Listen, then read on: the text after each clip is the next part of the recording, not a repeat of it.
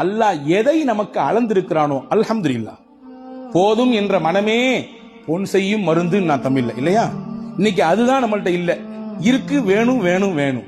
எப்ப வரையும் வேணும்? மௌத்த சந்திக்கிற வரையும், இஸ்ராயில பார்க்கிற வரையும் வேணும், அந்த நிமிஷம் வரையும் வேணும்.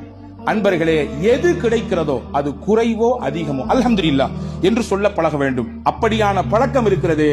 நீங்கள் சொல்லும் வார்த்தை அது அல்லாஹ்விற்கு பிடித்து போனால் அல்லாஹ் அதிலே பரக்கத் செய்து விடுவான். எப்படிங்க இருக்கிறீங்க? நீ யார்ட்டையா கேளுங்க. என்னத்த போகுது, மூட்டி வலி, முதுகு வலி, அங்கிடு வலி, இங்கிடு வலி, மருத்துவ செலவு, அப்படி இப்படி ஒரு பெரிய லிஸ்ட். நல்லா இருக்கிறன்றதுக்கு நிறைய பாயிண்ட்ஸ் இருக்கும். அதை நம்மள பல பேர் சொல்றதே இல்லை. ஆனா அல்லாஹ்வின் ரசூல் சொன்னாங்க, உங்களுக்கு அல்லாஹ் என்ன கொடுத்திருக்கானோ அதுல எது நலவு இருக்கிறதோ அதை நீங்கள் சொல்லி பழகுங்கள், அல்ஹம்துலில்லாஹ் என்று சொல்லுங்கள், அல்லாஹ் பரக்கத்தை தருவான். பயபக்தி மிக்க வாழ்க்கையை நாம் வாழ்வதற்கு பழகிக் கொள்ள வேண்டும்.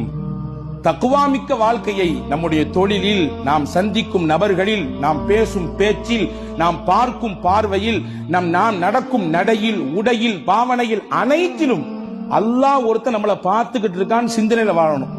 அந்த சிந்தனை நம்மள பல பேருக்கு பல சமயங்கள்ல போறதுனாலதான் பாவத்துல போய் விழுந்துடுறோம். ரசூல் சொன்னாங்க, யாருக்கு இந்த தக்வா மிக்க வாழ்க்கையை வாழ வேண்டும் என்ற பிரியம் வந்து விடுகிறதோ, பரக்காத்தின் மின ஸமாஇ வல் அர்த், வான பூமியில் என்ன பரக்கத்து இருக்கோ எல்லாத்தையும் அல்லாஹ் கொண்டு வந்து கொட்டிடுவான்.